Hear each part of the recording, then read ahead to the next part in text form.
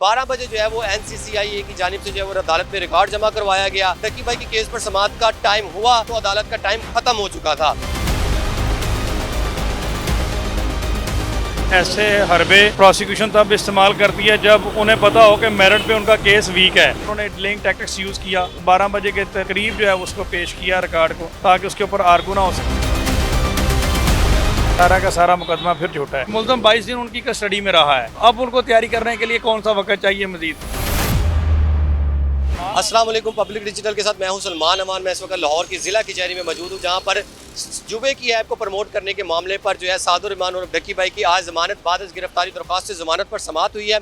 4 घंटे के तवील वक्त गुजरने के बाद जो है वो national cyber crime investigation agency की जानिब से जो है वो अदालत में रिकॉर्ड पेश किया गया। आज जुम्मे का रोज़ था और 12:30 बजे तक जो है वो टाइम था, लेकिन 12 बजे जो है वो NCCIA की जानिब से जो है वो अदालत में रिकॉर्ड जमा करवाया गया। आधा घंटा रहता था, उस आधे घंटे के दौरान जो दीगर रिमांड थे अदालत ने उस पर समाअत की।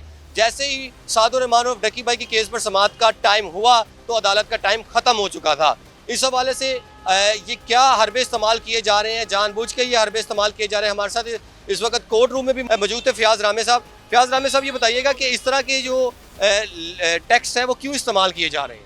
बहुत शुक्रिया। देखें, ये एक तरह का डिलेइंग टैक्टिक्स होते हैं प्रोसिक्यूशन की तरफ से, और ऐसे हरबे प्रोसिक्यूशन तब इस्तेमाल करती है जब उन्हें पता हो कि मेरिट पे उनका केस वीक है और उनके पास अदालत में आर्गूमेंट करने के लिए कुछ भी नहीं है। तो तब वो फिर इस तरह के जो बेल मैटर्स होते हैं उनको डिले करने के लिए रिकॉर्ड पेश ना किया। कभी इन्वेस्टिगेशन ऑफिसर नहीं है, कभी प्रोसिक्यूटर नहीं है, तो ये डिलेइंग टैक्टिक्स जिसको हम हाइड एंड सीक कहते हैं, ये वो करते हैं। तो ये अगर फिट केस फॉर प्रोसिक्यूशन हो तो प्रोसिक्यूशन का तो काम होता है मुकदमात की पैरवाई करना और अपना case beyond any shadow of doubts prove करना। तो वो तो बेल डिसमिस करवाने के लिए उनको early in the morning court होना चाहिए था, लेकिन चूंकि उन्हें पता है कि इसमें जितने भी सेक्शन लगे हैं वो सारे के सारे अट्रैक्ट नहीं होते और प्रोसिक्यूशन का जो केस है as per my legal wisdom वो किसी स्टांस के ऊपर खड़ा नहीं है, ठीक है, विदाउट एनी कह लें कि फाउंडेशन है या विदाउट एनी लीगल बेस है। तो वो इस वजह से उन्होंने डिलेइंग टैक्टिक्स यूज़ किया और 12 बजे के करीब जो है उसको पेश किया रिकॉर्ड को, ताकि उसके ऊपर आर्गू ना हो सके और केस में फर्दर टाइम मिल जाए। हमने ये देखा है कि तफ्तीशी अफसर भी मौजूद था और जो उनका NCCIA का जो लीगल असिस्टेंट डायरेक्टर हैं जिन्होंने आर्गूमेंट करना है, प्रोसिक्यूटर जो है वो भी अदालत में मौजूद थे। लेकिन चूँकि रिकॉर्ड लेट आया है, आपको क्या लगता है जो पीर के रोज़ जो केस की समाअत मुलतवी हुई है, अदालत ने क्या पाबंद किया, ये भी बता दें ज़रा। जी, इस पर अदालत ने नाराज़गी का बरहमी का इजहार किया है और बड़े स्ट्रिक्ट डायरेक्शन दी हैं, उसे स्ट्रिक्टली वार्न किया है इन्वेस्टिगेशन ऑफिसर को, लर्नर लॉ ऑफिसर को ये ऑर्डर फरमाया है कि इन्वेस्टिगेशन ऑफिसर को बाउंड करें और रिकॉर्ड जो है वो उसमें टाइम फिक्स कर दिया गया है।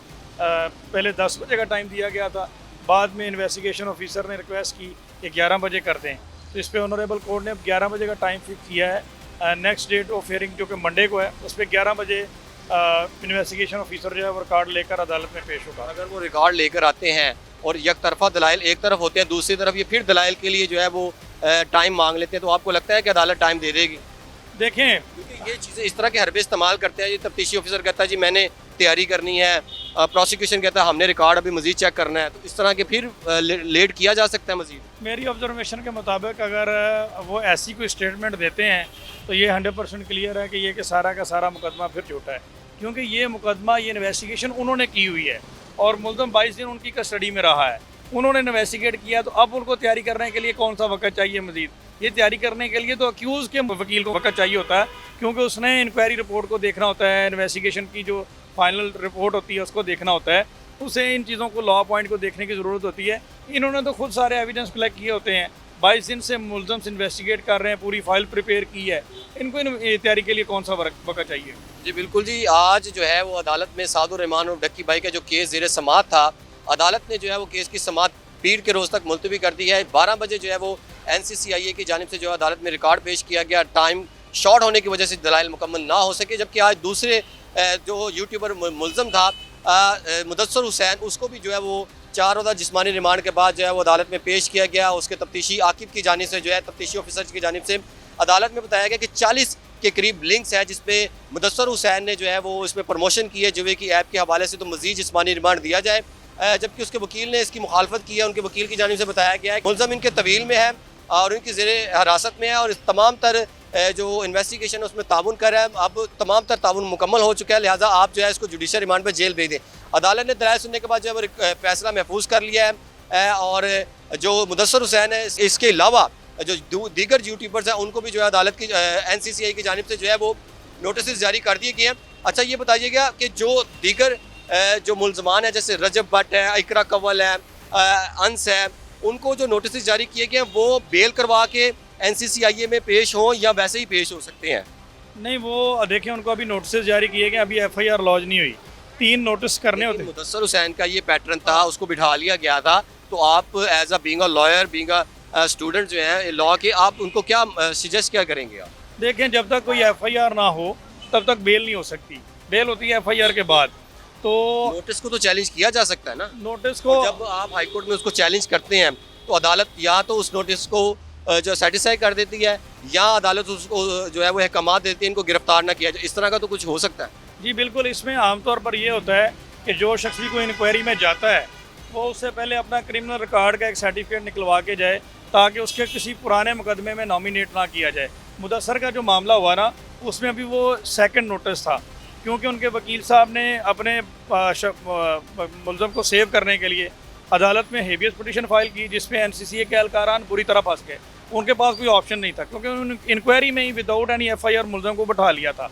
जब बैलफ वहाँ पे पहुँचा उस सिचुएशन को डील करने के लिए, जस्टिफाई करने के लिए उन्होंने किसी और FIR में उसका नाम डाल दिया। आप एक लॉयर हैं, एक ये स्लोगन चल पड़ा मुदस्सर के केस के बाद, बहादुर वकील का बुज़दिल क्लाइंट।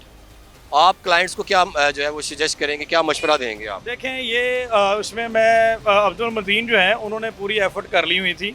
बैलफ ने जो रिपोर्ट दी अदालत में उन्होंने कहा कि NCCA ने हमें रिकॉर्ड मुलाक़ा नहीं करवाया और हमारे साथ किसी किस्म का कोई कोऑपरेट नहीं किया, हमें रोज़नामा जिसमें एंट्री होती है वो नहीं दिखाया, ना ही कोई मौके पे FIR शो कर सकें। अब बैलफ की रिपोर्ट आने के बाद शाम 6 बजे FIR होती है। इट मीन्स कि उस हेबियस पिटीशन के बाद और बैलफ की इंस्पेक्शन के बाद FIR लॉन्च हुई है। कानून की नज़र में ये FIR फेक है, गिरफ्तारी भी फिर बाद में हुई और आपने हफ्से बजा में पहले रखा हुआ था। ऐसी सिचुएशन में जो क्लाइंट है वो वाकई बुज़दिल निकला, उसने अपनी लिबर्टी को सेव करने के लिए बेचारा डर गया, प्रेशराइज हुआ होगा, बैकडोर वो डर गया, उसने कहा जी मैं इसमें इस तरह के सर्कमस्टांसेस फेस नहीं कर सकता। लेकिन उनके वकील साहब ने एक लीगल स्टेप लिया और वो अभी भी उसको लेकर चल रहे हैं कि बैलफ के साथ जो कार्य सरकार में मुदाखलत हुई है और जो अदालत के बिहाफ पर बैलफ गया था उसकी हद तक अदालत की तरफ से एक अप्रोप्रिएट ऑर्डर पास होना चाहिए। अब अदालत ने उस केस में CCTV फुटेज मंगवाई है, उस फुटेज को देखने के बाद फैसला करेंगे। बहुत शुक्रिया रामी साहब।